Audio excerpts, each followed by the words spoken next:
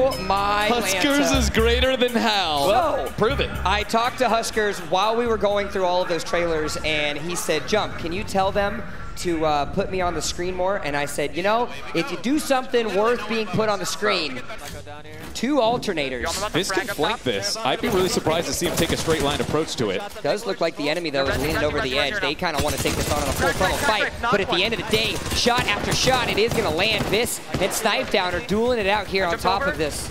Armor swap available there for a second. I think that was the Cossack who was able to pick it up. One shot does come through for a Peacekeeper, kind of clips the toe here of Vis as he tries to get out of the smoke, get a bit of an angle, then ends up grappling up.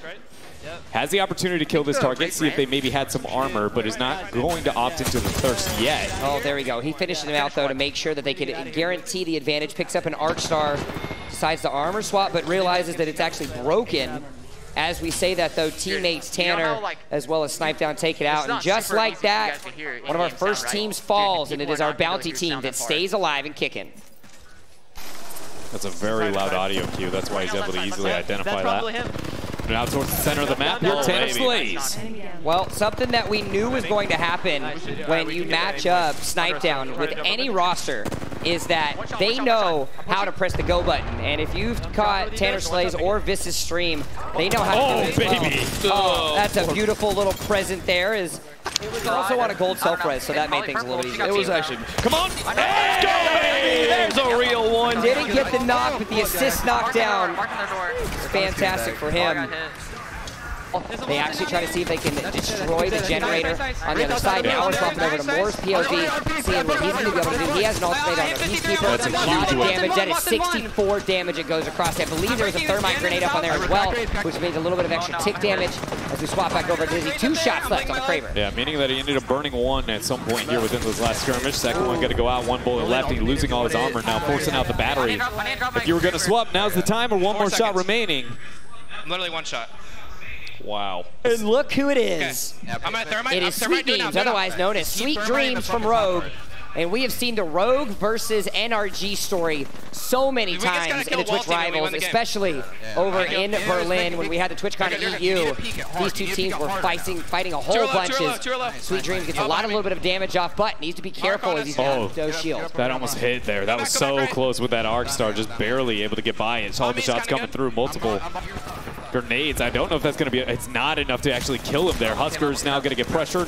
There's the first kill coming through. Look who it is. Look who's actually coming on top onto that. That's going to be Tanner Slays.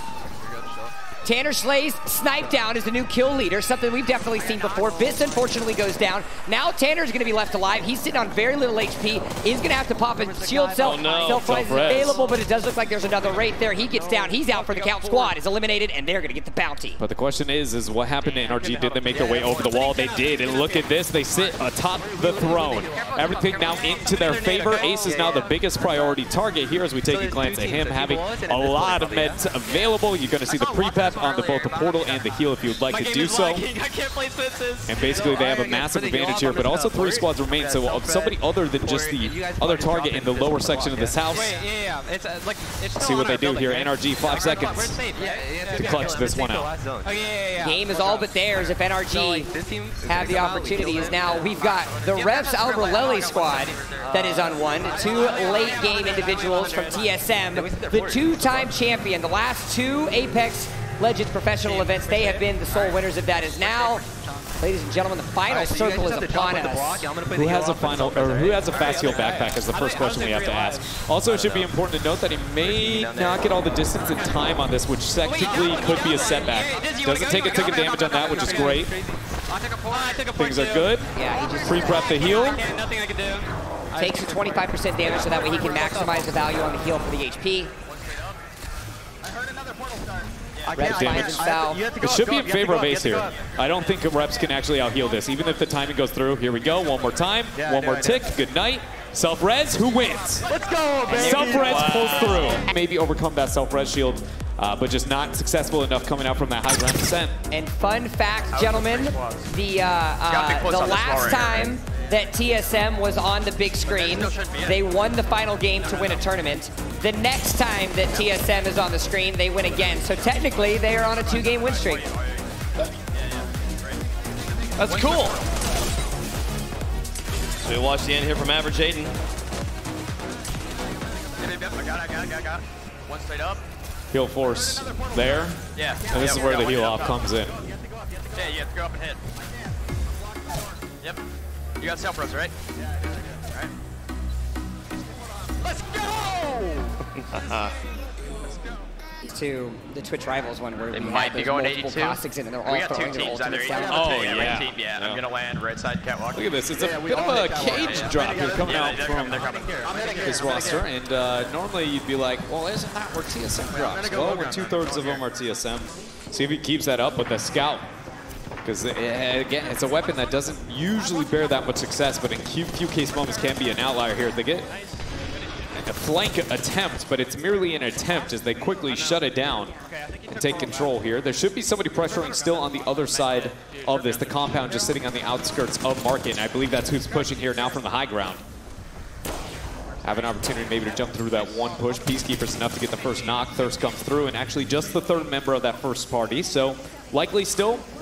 Is this okay? This is of Urban over in the Market area. Urban. What's he find? Recently signed to Fire.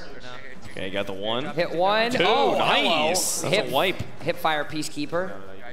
Movement there through that tight corridor. There's another replay from Ace. Interesting. See how the Energy boys do. Always starts off with a wingman. Oh, but Right down. trees. All right, through the tree. Gets one. Oh, okay.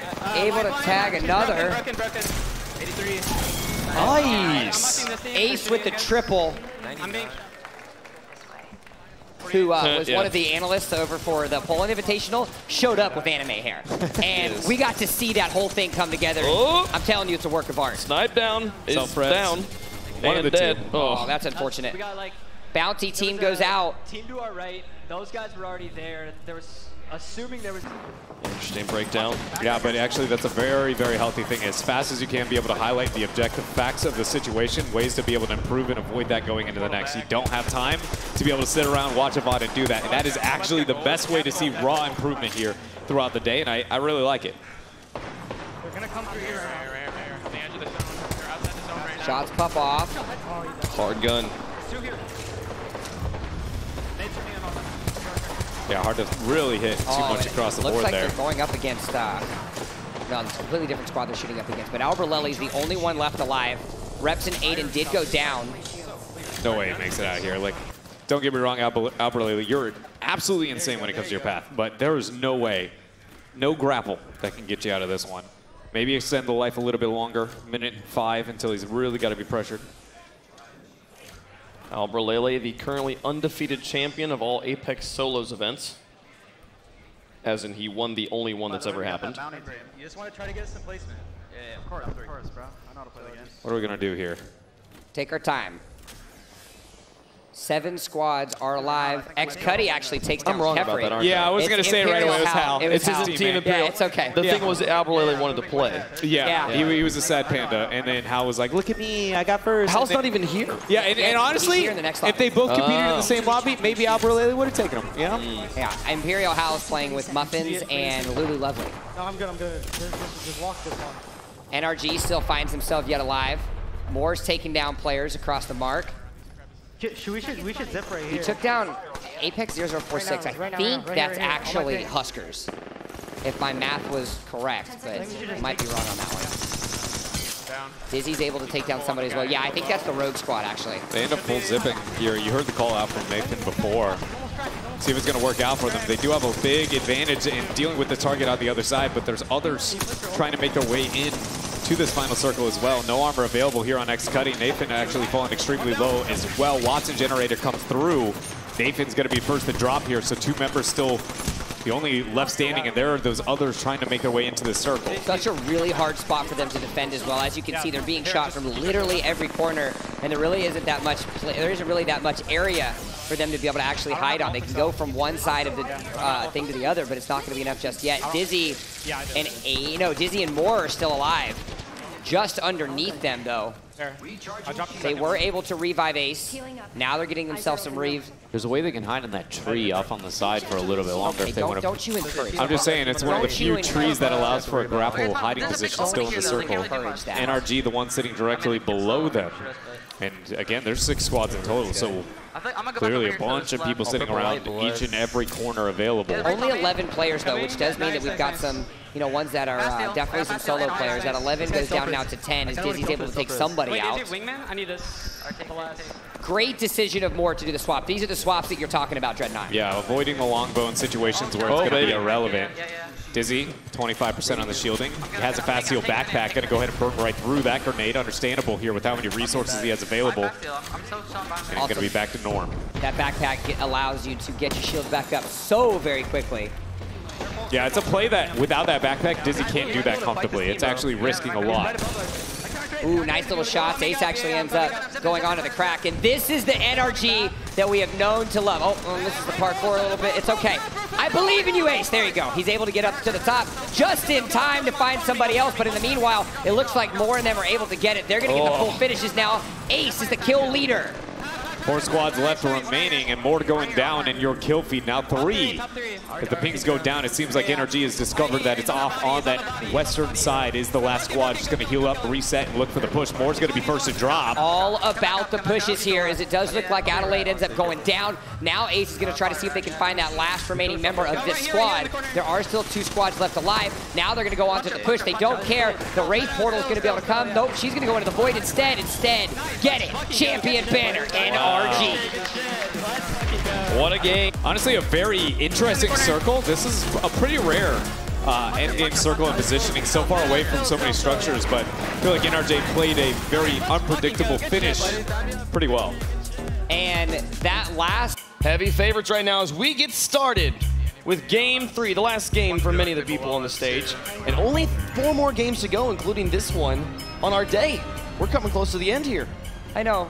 TwitchCon. I'm just pinging that for my beacon. All right. Kefri. Kefri has made a name for himself in Twitch. As that is going to get whittled down as X-Cuddy looks like, hello, there's a P2020 and a Spitfire to your face as he's able to get himself 1 knock. That's going to be a full finish, but they're not done just yet. There are other team members lurking in the wayside. Yeah, he definitely needs as much ammo as he can get. Both his Spitfire and his P2020 struggling a bit in that element. That being said, with all of these Watson generators set down, you can't help but feel like, or excuse me, fences set down, that if they would like to get a trade opportunity, now would be the time. I can hold it if you want me to, actually. A team that isn't able to get a hard rotation into there early, simply because of the fact of when you need to get there, there's so much open space that if anybody has that high ground, you will find yourself in a rough spot. As tick, tick, tick, tick, tick, it might not be enough. Oh, D-Rich surviving. Oh, never mind. Oh. Yeah, they're not So getting close. punished at all. And Kefri is back with us. My goodness, not very common to see a late game res like that. Buddy, but Albrelelli turns a corner and finds disaster as he ends up getting down, and they meet NRG in the face as Reps is going to have to try to get onto something. Aiden actually goes to stick the res while Reps lays down cover fire outside of the tunnel. That's actually insane, and I think shows some of the difficulties that everybody's having with this final circle, because there's only really 1 building and not that many points of safety really for anybody here. Albrelelli, Phoenix Kits, and Mastiff is loaded. Things are prepped and ready here to turn this around. Dreadnought, there's still 16 players left alive, which means that it is all but chaos in the next 40 seconds as Reps decides to pop himself a quick shield battery. They have to find a way to see if they can stay alive onto this. They have complete control. No one can come in, but there are a lot of windows that people can shoot them from. They have a double Mastiff as well. Very interesting there. R99 as well as the 1-2 punch between Albrelelli and Reps here. I'm watching left right now. I'm watching left. Now, this is a moment, believe it or not, where TSM and Aiden actually have an advantage. Nothing, you know, when talking to a lot of the players and asking about the late game and late game shot calling, they said very clearly that Reps is one of the best late game shot callers, and you can hear it in the comms how vocal, how directionary he is in his ways, as it does look like an opportunity. They're not able to get it just yet. As I say that, teammates go down, NRG goes out. Yeah, but Average Aiden, you're seeing the struggles of the controller there, not able to loot as fast as he would like, and maybe he's a little bit too far out. 50% of his health goes down immediately, which is a very rough spot for him. Yeah, he's able to survive, but my goodness, again, that is a very challenging situation, and purely because he's playing on the controller, having to try and recover and deal with that. Does have a fast heal backpack, though, so that can help him out just a little bit. Though now the go button has been pressed. Kefri and Adelaide go down immediately. Another massive shot from Reps able to come out. The kill leader is done. He pops 1. He pops 2. That's going to be a triple kill within a couple seconds for the delight that is TSM Reps. Yeah, it seems like at this point, who is the last man standing? Is anybody there? TSM clean up shop. 2 out of the 3 dubs. Take another look at it from the winning perspective here. Albrolele with the Mastiff. Also one of the coolest massive skins in the whole game. Yeah. All clear, all clear. We're up high, up high. Up high. You can hear just the calls that they're able to make. The Let's Goes tabulated all the scores. Here were the results from that final game as we saw Reps and Albrolele at Average Aiden take the top spot again. Notice. And oh my goodness, they killed 4 of the 5 squads. Oh my. There's literally only 2 teams that got anybody in the elimination category there. They are $19,000 just in game 3, which as we look over at our final, or our overall standings from Wave 1, that cleanly puts them on top at 37,000, which is also the record for a Wave win so far. And that's by like $500 too. So it's not like a crazy, it was like $36.50 or something that the Sentinels had. So yeah, really solid effort there. So get that one. The NRG boys coming in second right there, 23. Can we just put this in perspective really quick though? Like, though that is a true statement of like only 500 more, the difference between Sentinels and the TSM roster, and I'm going to use air quotes around the word TSM, is where's Hal? Yeah. Sentinels had their entire roster here. Yeah. And TSM is beating that path in 3-game sample size with debatably a more stacked lobby with only 2/3. And not only that, but the person that they're missing is arguably a top 5 Wraith player in the world. Yeah, that's pretty insane as they take home quite a bit of money, and they're not done. Well, they are done yet. They're done. They're done. They are not one of our invited teams. We get to see Hal though. Hal's going to be playing on the stage. Okay. So the stakes have been set for Hal. If he